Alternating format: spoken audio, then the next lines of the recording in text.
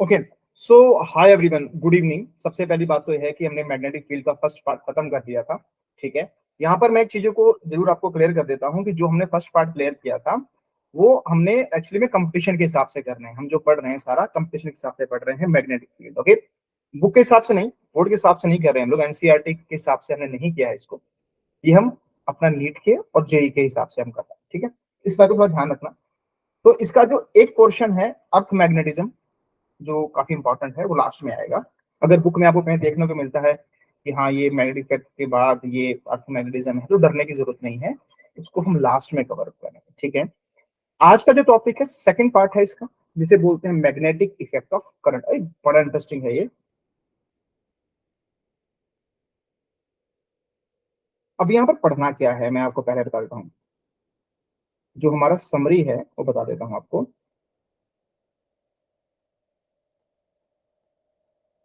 ठीक है, अब देखो यहाँ पर स्क्रीन शेयर हो रही है क्या मेरी? No sir. रुको एक सेकंड।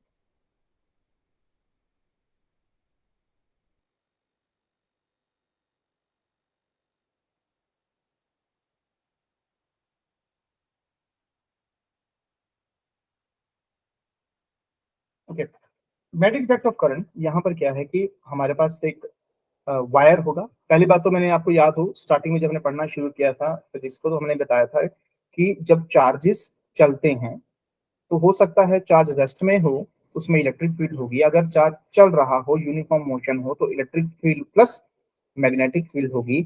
अगर वही चार्ज एक्सेलरेट कर रहा होगा, उसमें इलेक्ट्रिक फील्ड, मैग्नेटिक फील्ड और लाइट का इफेक्ट भी उसमें आएगा। रेडिएशन जिसे बोलते हैं। अभी यहाँ पर ये चार्ज है, अभी तक हमने जितना पढ़ा था उसमें सारे चार्ज रेस्ट में पड़े, करंट में वो मोशन में आए। तो करंट के कारण जब भी किसी कंडक्टर में से करंट पास होगा, तो भी चार्जेस का चलना, किसी कंडक्टर में चार्जेस का चलना, उस इफेक्ट को बोलते हैं करंट। और उसके कारण दो चीजें प्रोड्यूस होती हैं, इलेक्ट्रिक फील्ड और मैग्नेटिक। तो हम अब ध्यान देने वाले हैं मैग्नेटिक फील्ड की तरफ कि अब किसी वायर में से करंट पास हो रहा है, उसमें मैग्नेटिक इफेक्ट होगा। या मान लो अकेला चार्ज, मान लो हवा में ही चार्ज चल रहा है, मान लो स्पेस में चार्ज चल रहा है, कंडक्टर के अंदर नहीं है, किसी मटेरियल के अंदर नहीं है, अकेला ही चल रहा है, तब भी उसके अंदर इलेक्ट्रिक फील्ड और मैग्नेटिक फील्ड होगा। और मैग्नेटिक फील्ड हम यहाँ पर पढ़ने वाले हैं। ठीक है, तो ध्यान रखना, पॉइंट लिखाने जा रहा हूँ सभी को। नंबर 1 पॉइंट, तो पढ़ोगे क्या? सबको समरी पता लग गई है कि हम यहाँ पर पढ़ने वाले हैं जब किसी कंडक्टर में से करंट पास होगा, उसके कारण मैग्नेटिक इफेक्ट आएगा। और मैग्नेटिक इफेक्ट की वैल्यू कितनी होती है, किसके किसके ऊपर डिपेंड करता है, किसकी शेप के ऊपर डिपेंड करता है, वो सब हम पढ़ने वाले हैं। समझ आ गया सभी को? स्टेशनरी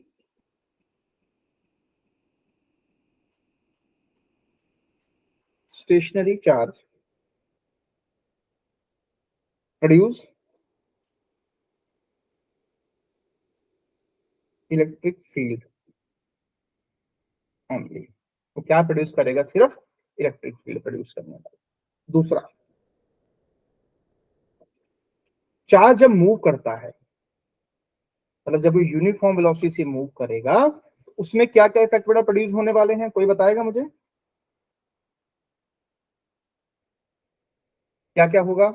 जब चार्ज चल रहा हो, जब रुका था तो इलेक्ट्रिक फील्ड था, जब वो मोशन में है, यूनिफॉर्म मोशन में है, तो कौन से इफेक्ट आएंगे उसमें? सौरभ, स्नेहा? इलेक्ट्रिक फील्ड और मैग्नेटिक। ग्रेट।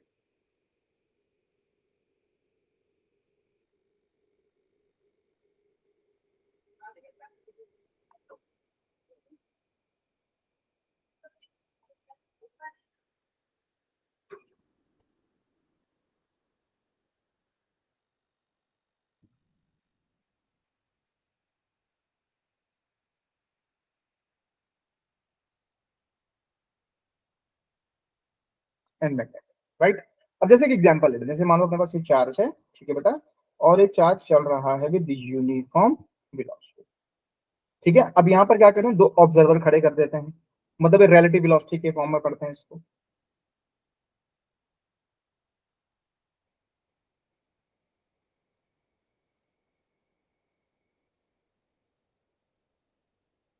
ये रेस्ट में है, उसके बाद ये है ऑब्जर्वर नंबर 1 और ये है ऑब्जर्वर नंबर 2। ठीक है, अब हम ऐसे करते हैं with respect to observer number 1।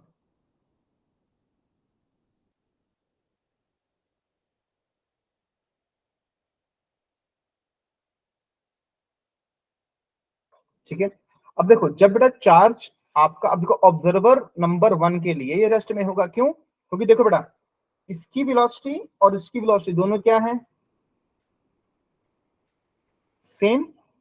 जब वेलोसिटी सेम होती है, इसके लिए ये रेस्ट में आएगा और इसके लिए ये रेस्ट में आएगा।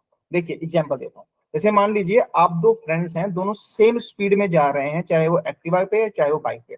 अगर दोनों की स्पीड सेम है तो आप आराम से बातें करते हुए जाते हैं। क्या लगता है आपको, दोनों किस में हो? रेस्ट में। जैसे मान लो अगर दो ट्रेन एक ही स्पीड से जा रही होंगी तो क्या लगेगा आपको, दोनों किस में है? रेस्ट में। तो ऑब्जर्वर, हाँ, तो ऑब्जर्वर नंबर 1 के लिए जो चार्ज है वो किस में है? रेस्ट में। राइट, यानी कि मैं कह सकता हूं, अगर बात करते हैं तो लिखेंगे charge is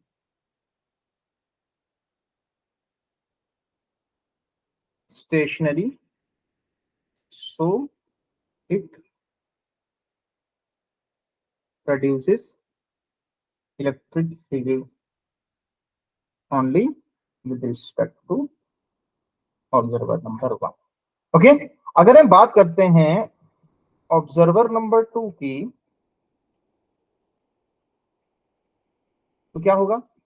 according to observer number 2, अब ये तो रेस्ट में है, अब ये रेस्ट में है तो इसको क्या लगेगा, ये किसमें है?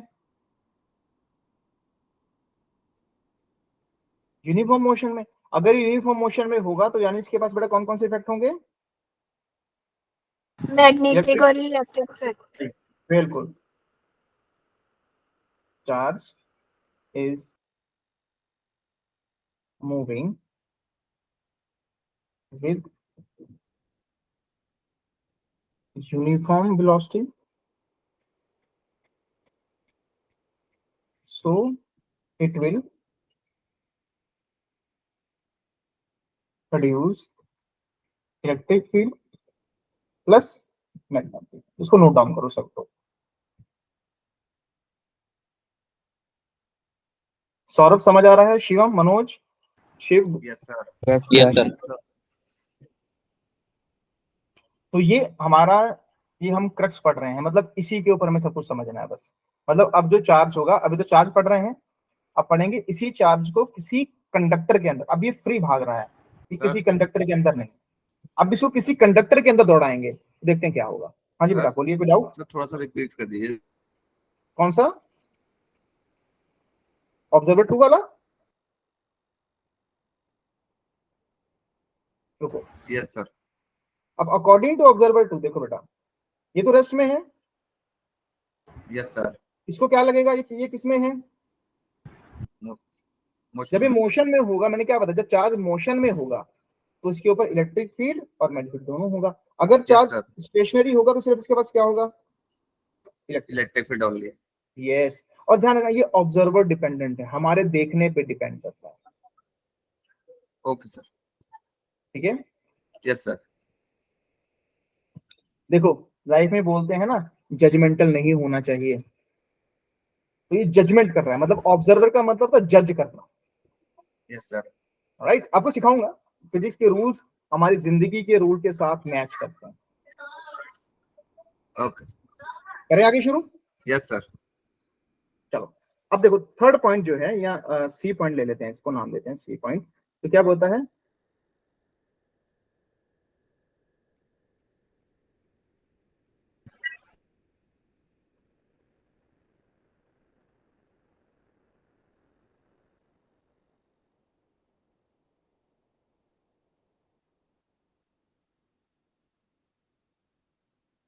रेडिएशन का मतलब होता है light.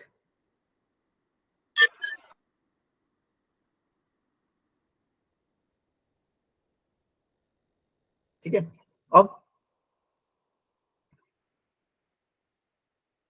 Magnetic field produced by charge is observer dependent.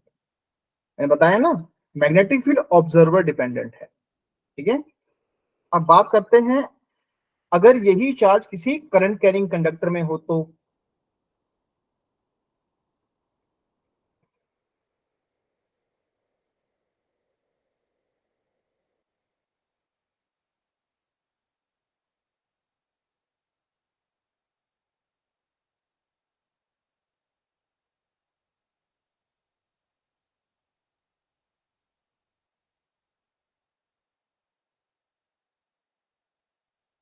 Okay, ठीक है। अब देखो, ये ऑब्जर्वर पे डिपेंडेंट नहीं होती। क्यों भाई, क्यों नहीं होती? Let's see.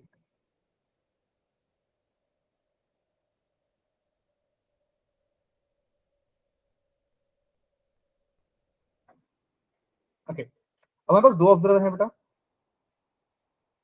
एक है ऑब्जर्वर नंबर 1 और एक है ऑब्जर्वर नंबर 2। दो ऑब्जर्वर्स हैं, राइट। ये देख रहे हैं, अब आपको पता है करंट भाग रहा है, फिर देखते हैं क्या फॉर्मूला बनेगा। अब जैसे ऑब्जर्वर नंबर 2 है ये, इसके पास वेलोसिटी मान लो कितनी है, v वेलोसिटी, राइट। और करंट जो बेसिकली है मान लो बेटा वो ऊपर की तरफ दौड़ रहा है। करंट की डायरेक्शन किस तरफ को होती है? Positive to negative. राइट। और जो इलेक्ट्रॉन होता है उसकी डायरेक्शन किस तरफ को होती है? सर वो तो नेगेटिव से पॉजिटिव। ठीक है, हाँ वो नेगेटिव की तरफ होती है, ठीक है। अगर मैं यहाँ पर लिखूं, करंट के अपोजिट में वो चलता है ना, हाँ करंट के ऑपोजिट होगा ना। अगर मैं ऑब्जर्वर नंबर 1 की बात कर रहा हूं तो उसमें करंट कितना होगा? तो सीधी सी बात है, उसका फॉर्मूला क्या होता है? NEAVD, ये जो रेस्ट में है, यस सर। इसके लिए फॉर्मूला कितना बनेगा? NEAVD। पर अगर मैं बात करूं ऑब्जर्वर नंबर 2 के लिए, उसके लिए फॉर्मूला क्या बनेगा? तो दोनों के लिए फॉर्मूला अगर सेम है, इसका मतलब क्या है? ये ऑब्जर्वर डिपेंडेंट नहीं है। तो चार्ज का मोशन ऑब्जर्वर डिपेंडेंट है, पर करंट का जो मोशन है वो ऑब्जर्वर डिपेंडेंट नहीं होगा। क्लियर होगा सभी को? Yes sir. ठीक है। अब यहां पर सबको सीख लिया, अब एक रूल और सीखते हैं। ये रूल सीखा है, अब एक रूल और है अपने पास, उसे बोलते हैं right hand screw rule.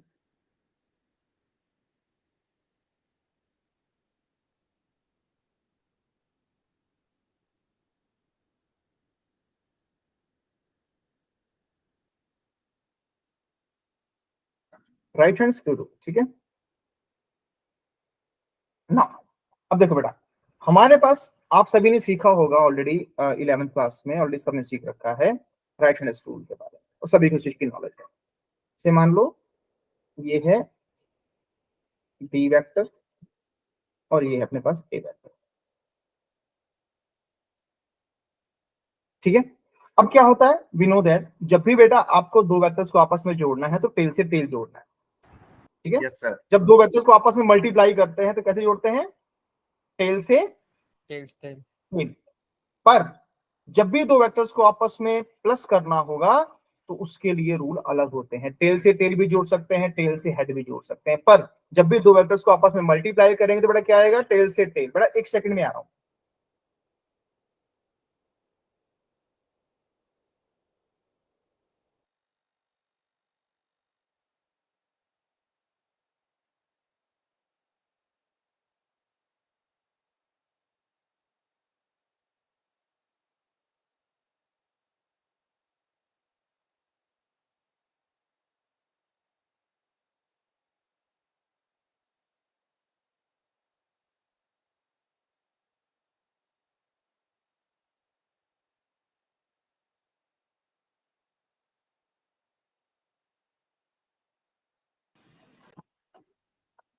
Okay okay, तो चाय पियोगे? एनीवन? शिवम पिएगा। तो चखत नाश्ता भी ये लो। सब भी गर्म है थोड़ी। गरम है अभी। Okay let's start. देखो मैं फिर बताता हूं, जब दो वेक्टर्स को आपस में आपने प्लस करना है तो उसके लिए रूल अलग हो सकते हैं। टेल से टेल भी मिला सकते हैं, टेल से हेड भी मिला सकते हैं। टेल से हेड मिलाएंगे तो ट्रायंगल लॉ बन जाएगा, टेल से टेल मिलाएंगे तो पैरेललोग्राम लॉ बन जाएगा, ठीक है। पर जब मल्टीप्लाई करना है तो हमेशा टेल से टेल। Let's start. जैसे मान लो ये अपने पास दो वेक्टर्स हैं, मैं आपको सिखाता हूँ। इसको हमारा कॉपी मार के हमने रखा है इसको यहाँ पर, ठीक है। अब क्या करते हैं, किसी एक वेक्टर को उठाओ, इसका जोड़ दो आप, ठीक है बेटा। तो ध्यान रखना है हमेशा जो एंगल, छोटे साइड का एंगल लेना है। जैसे आप देखो यहाँ पर एक एंगल तो ये बन जाता है और एक एंगल आप इधर से भी ले सकते हो, बट हमेशा जब भी आपने मल्टीप्लाई करना है तो क्या करेंगे, सर छोटा एंगल लेंगे। Very good. दो वेक्टर्स है हमारे पास, ठीक है। तो यहाँ पर बस दो वेक्टर्स हैं, यानी ए वेक्टर क्रॉस बी वेक्टर। तो जो पहला वेक्टर है उसे लिखेंगे फर्स्ट वेक्टर और इसको लिखेंगे हम लोग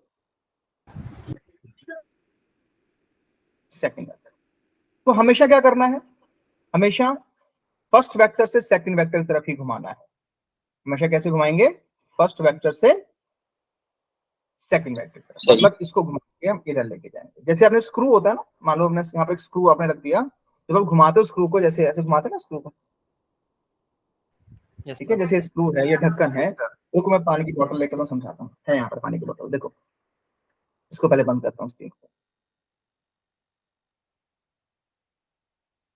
रुको जाओ।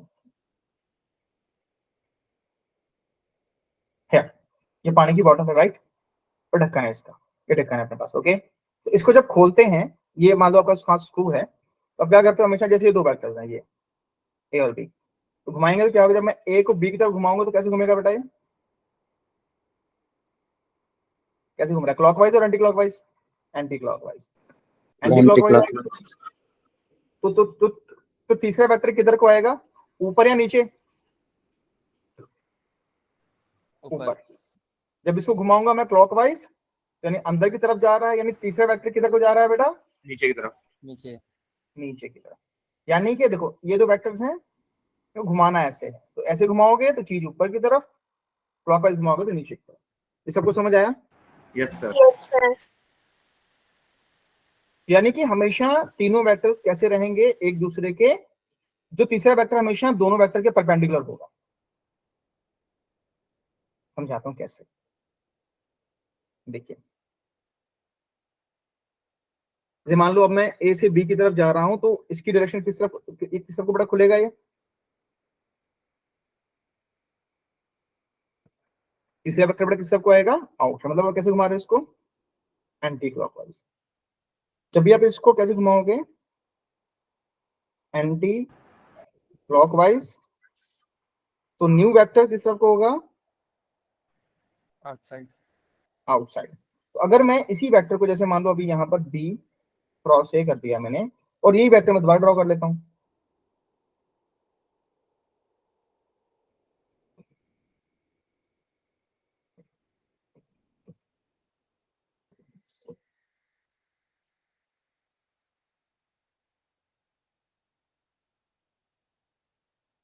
सर ए क्रॉस बी को ऊपर कर दूंगा था। है बेटा, क्या वो बच्चे, सर ए क्रॉस बी को ऊपर कर देते तो दोनों। हाँ ऊपर क्या करना है बोलो, दोबारा बोलो मैं बता देता हूँ।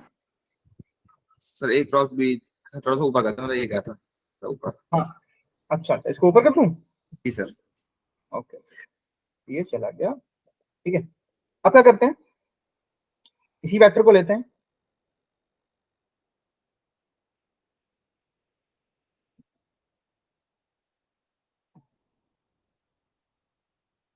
ओके।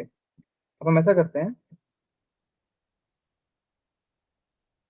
ओके यही वेक्टर है राइट, तो अब करेंगे हम लोग उल्टा, देखो अब ये हो जाएगा फर्स्ट वेक्टर, ये हो गया सेकंड वेक्टर, ठीक है। अब फर्स्ट वेक्टर और सेकंड वेक्टर में क्या है, अब हम जाएंगे बी से ए की तरफ, तो बी से ए की तरफ जाने का मतलब क्लॉकवाइज और एंटी क्लॉकवाइज, अब Clockwise. क्लॉकवाइज। क्लॉकवाइज। तो इसको यहां से हम, बन गया क्लॉकवाइज, और डायरेक्शन बेटा, नई डायरेक्शन किस तरफ को आ जाएगी आपके पास, इनसाइड। Sir inside. ये सबको समझ आ गया राइट हैंड रूल क्या होता है, क्या बताता है? Yes sir. Yes, sir. ये जब दो वेक्टर्स प्लेन में होते हैं, ये दोनों प्लेन में ही तो, ये प्लेन ही तो है जो वेक्टर्स sir. मैंने बनाए हैं, ये प्लेन ही तो है। तो प्लेन में दो वेक्टर्स को घुमाते हैं, या तो अंदर की तरफ जाएगा या तो बाहर की तरफ। तीसरा बाहर की वेक्टर या तो अंदर की तरफ या बाहर की तरफ। समझ आ गया? Yes sir. दोनों का मैग्नीट्यूड सेम हो सकता है, मतलब अगर मैं ए क्रॉस बी कर रहा हूं तो दोनों का मैग्नीट्यूड क्या हो सकता है? सेम, पर जो डायरेक्शन होती है बेटा वो क्या होती है? हमेशा डिफरेंट। डिफरेंट। तो इसे बोलते हैं right hand screw rule. Okay, तो यही रूल आपने हर जगह अप्लाई करना है। इससे भी आसान एक रूल सिखाऊंगा, पाम रूल। अब जो हम पढ़ेंगे इसके बाद हम सीखने वाले हैं पाम रूल, वो ज्यादा आसान है। ओके, जो बच्चे तैयारी कर रहे हैं उनके लिए शॉर्टकट है पाम रूल, और जो बच्चे बोर्ड्स के लिए पढ़ेंगे उनके लिए राइट हैंड थंब रूल ही हम इसे बोल सकते हैं। यस नुमान, ये राइट हैंड थंब रूल है। ठीक है, तो राइट हैंड थंब रूल हम नहीं करेंगे, हम सीखेंगे पाम रूल। चलिए अब देखो, जैसे आप सभी को याद हो, हमने जब इलेक्ट्रिक फील्ड चैप्टर पढ़ा था, इलेक्ट्रोस्टैटिक पढ़ा था, तो हमने वहां पर एक बेसिक फॉर्मूला सभी का ड्राइव किया था, k q by r square. Electric field का फोर्स का फॉर्मूला था k q one q two by r square. ठीक है, तो जब हमने इलेक्ट्रिक फील्ड का फॉर्मूला ड्राइव किया था, उसके बाद हमने अलग अलग शेप के लिए फॉर्मूला वही अप्लाई किया, बस उसके अंदर जो वेरिएबल चीजें थी उसको बदल दिया था। राइट? Yes sir. यस बस सर। यही पे करना है। तो जब भी आप कोई चैप्टर फिजिक्स में पढ़ते हैं तो हमेशा सबसे पहले एक बेसिक फॉर्मूला पता होना बहुत इंपॉर्टेंट है, और उसी बेसिक फॉर्मूला को दिमाग में लगाते हुए बस में वैल्यूज पुट करनी है आगे। चलिए अब करते हैं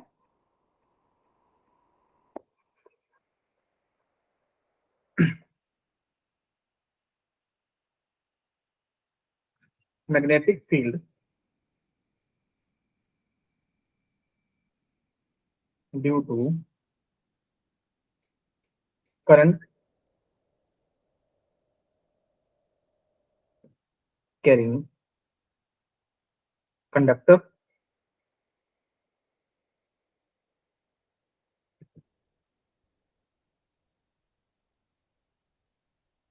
और इसे क्या बोलते हैं? Biot Savart's law. Biot Savart's law, और ये काफी ज्यादा इंपॉर्टेंट माना जाता है मैग्नेटिक फील्ड। मतलब समझ लो यही एक रामबाण तरीका है जिससे आप क्वेश्चन को सॉल्व कर सकते हैं। ओके, तो मैं फिर बता देता हूँ, काफी ज्यादा इंपॉर्टेंट है। इसकी बस खासियत कह लो या मान लो, इसकी डिसएडवांटेज ये है कि ये जैसे मान लो ये कंडक्टर है, राइट, ये पेंसिल एक कंडक्टर है, इस पूरी कंडक्टर का फॉर्मूला ड्राइव नहीं होगा, इसके बाद छोटे से हिस्से से ही फॉर्मूला ड्राइव करना होगा। देखते हैं, तो इसे बोलते हैं इट इज एक्सपेरिमेंटल लॉ। जैसे कूलम्स लॉ था वैसे ही बायोसावर्ट्स लॉ है। It is an experimental law, मतलब इसका यूज हम लोग अपनी रियल लाइफ में करते हैं।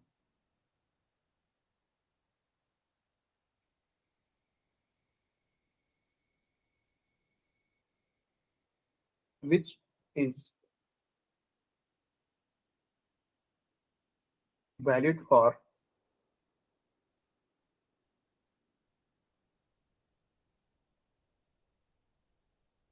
small elementary conductor।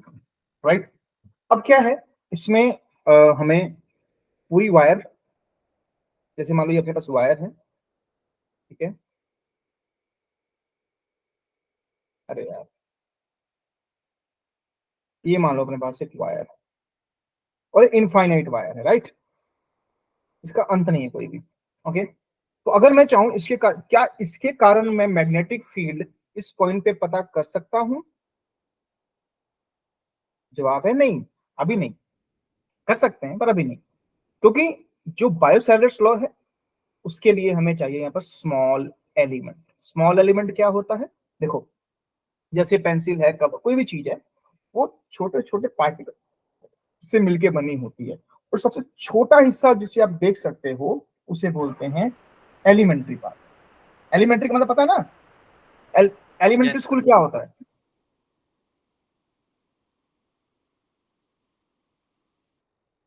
Elementary school का मतलब छोटे बच्चे जहां पढ़ते हैं,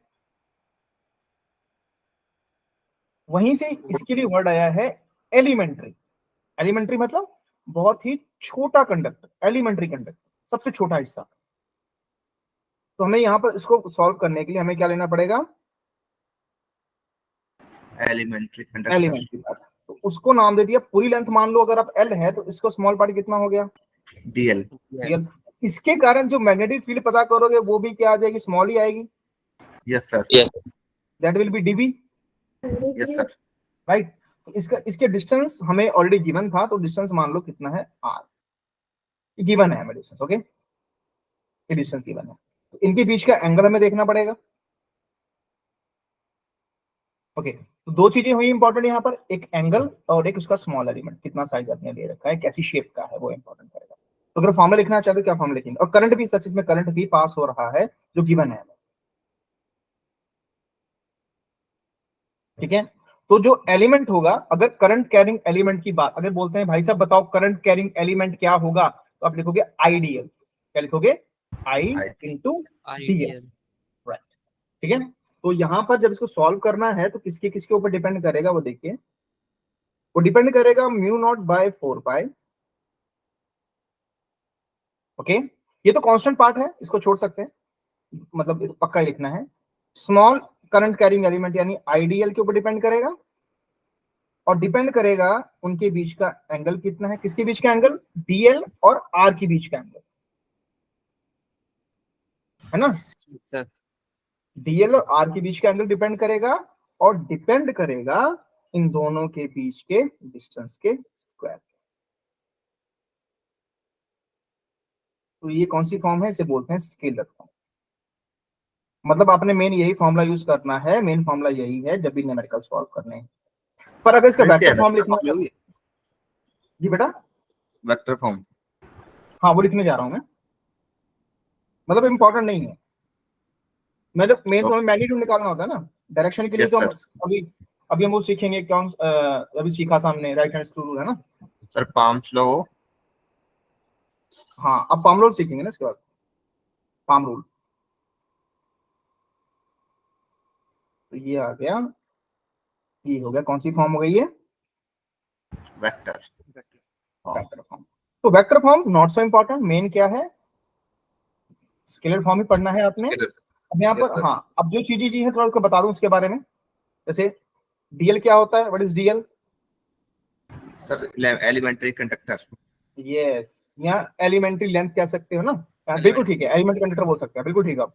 लेंथ वेक्टर, डायरेक्शन किस तरफ को होगी, अलोंग डायरेक्शन ऑफ करंट। ये वेक्टर क्वांटिटी ध्यान रखना बेटा।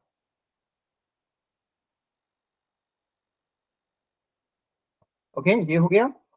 और यहाँ पर आर वेक्टर क्या होता है उसके बारे में थोड़ा सा लिख देता हूं मैं। Sir length. आर वेक्टर बेटा क्या है, इसे बोलते हैं position vector. Position vector.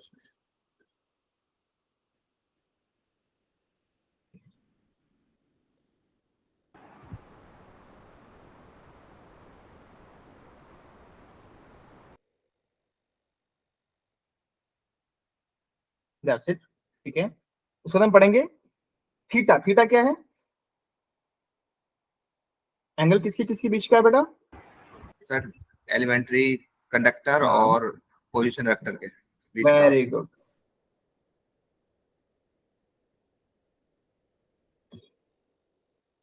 Okay, अब बात करते हैं डायरेक्शन की। तो डायरेक्शन के लिए कौन जिम्मेदार होगा, मेन क्वेश्चन ये है। अगर हम डायरेक्शन की बात करें तो उसके लिए कौन जिम्मेदार होने वाला है, पहले तो यहां पर हमने, तो बेटा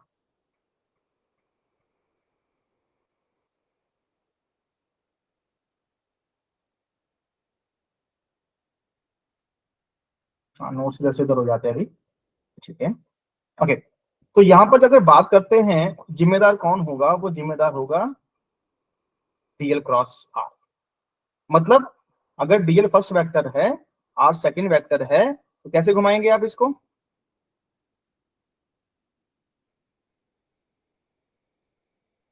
ये हो गया फर्स्ट वेक्टर और इधर सेकंड वेक्टर। तो बड़ा बड़ा क्या रिजल्ट आएगा, जब हम डी को एल की तरफ घुमाएंगे तो क्या क्लॉकवाइज जा रहा है एंटी क्लॉकवाइज, क्लॉकवाइज।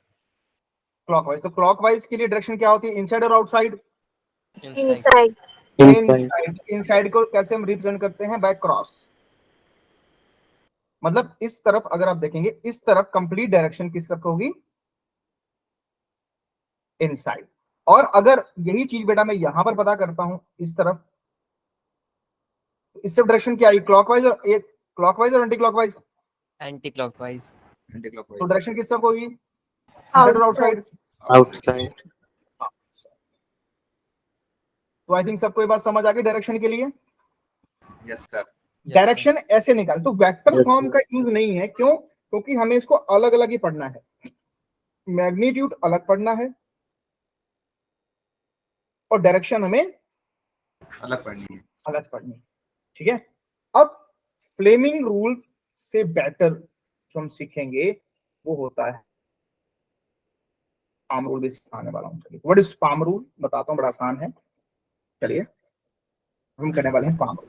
मतलब अब पाम रूल सीखो, ज्यादा आसान है। चलिए देखते हैं पाम रूल क्या चीज है। इसे बोलते हैं राइट हैंड। हाँ बोलो नोमान, क्वेश्चन है बेटा आपका।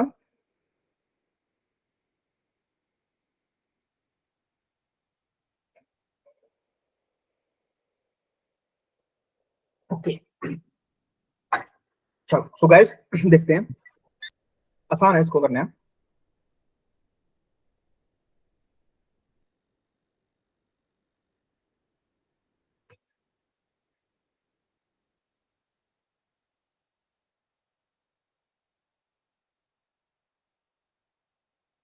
ओके, सपोज ये अपने पास कंडक्टर है, थोड़ा सा मैंने इसको वाइड बना दिया है।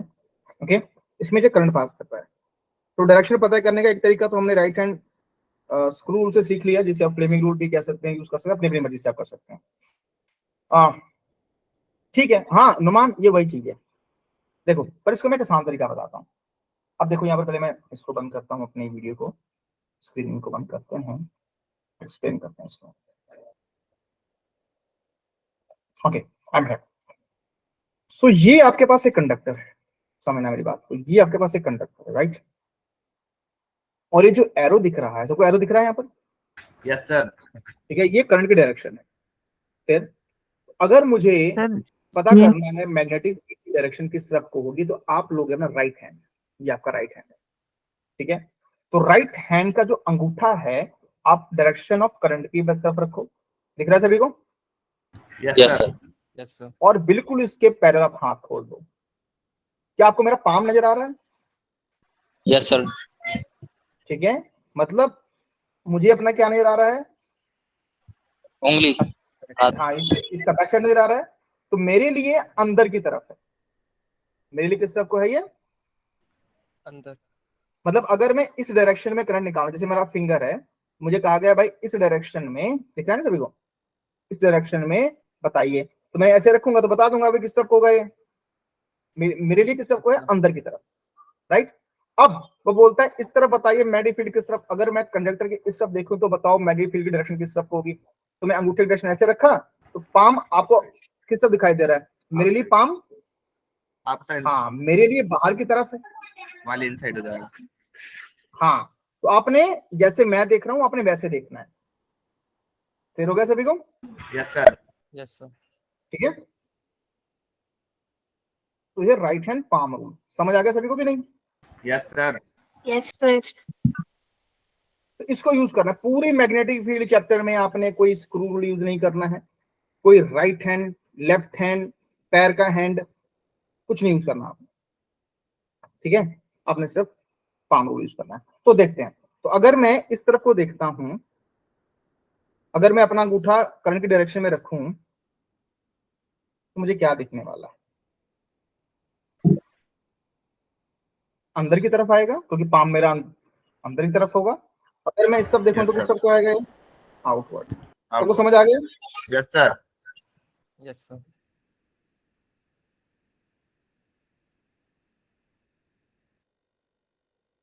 That's it.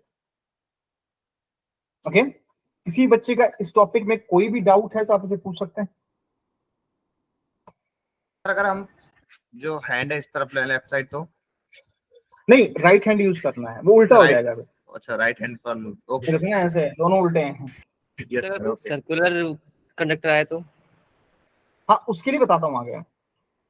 ठीक है, अभी हमने स्ट्रेट कंडक्टर की, अभी इसके हमने टॉपिक्स करने हैं स्ट्रेट कंडक्टर के लिए, जैसे magnetic field to straight conductor पढ़ेंगे, राइट। और magnetic field to long straight conductor के बारे में, मतलब उसके अलग अलग टाइप, जैसे हमने इलेक्ट्रिक फील्ड में पढ़ा था ना बेटा, यस सर कि अगर इनफाइनाइट हो तो क्या होगा, फाइनाइट होगा तो क्या होगा, एग्जैक्टली वही सब चीजें हमें यहाँ पर पढ़नी। ठीक है, उसके लिए हमें एक फॉर्मूला ड्राइव करना पड़ेगा। ठीक है, वो फॉर्मूला हम कल ड्राइव करेंगे, आज पहले हम रिवीजन करते हैं, पहले जो जो हमने पढ़ा है बस रिवाइज कर लेते हैं फटाफट। ओके, तो मैग्नेटिक इफेक्ट ऑफ करंट में हमने जो सेकंड चैप्टर पढ़ना शुरू किया है, इसमें हमने क्या पढ़ा है कि जो कर कोई चार्ज रेस्ट में है तो उसके पास सिर्फ इलेक्ट्रिक फील्ड होगी, अगर कोई Yes, चार्ज यूनिफॉर्म मोशन में है तो उसके पास इलेक्ट्रिक इलेक्ट्रिक फील्ड फील्ड और मैग्नेटिक प्लस फील्ड होगी मैग्नेटिक फील्ड होगी। अगर Yes, sir. अब मुझे बताइए, करंट वाला ऑब्जर्वर डिपेंड होगा या चार्ज, कौन होगा ऑब्जर्वर डिपेंडेंट, चार्ज या करंट? Charge sir. चार्ज होगा। ठीक है, इसकी एग्जांपल हमने दी हुई है।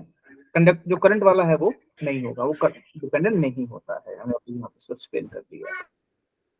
आई सबको बात समझ बेटा कि नहीं?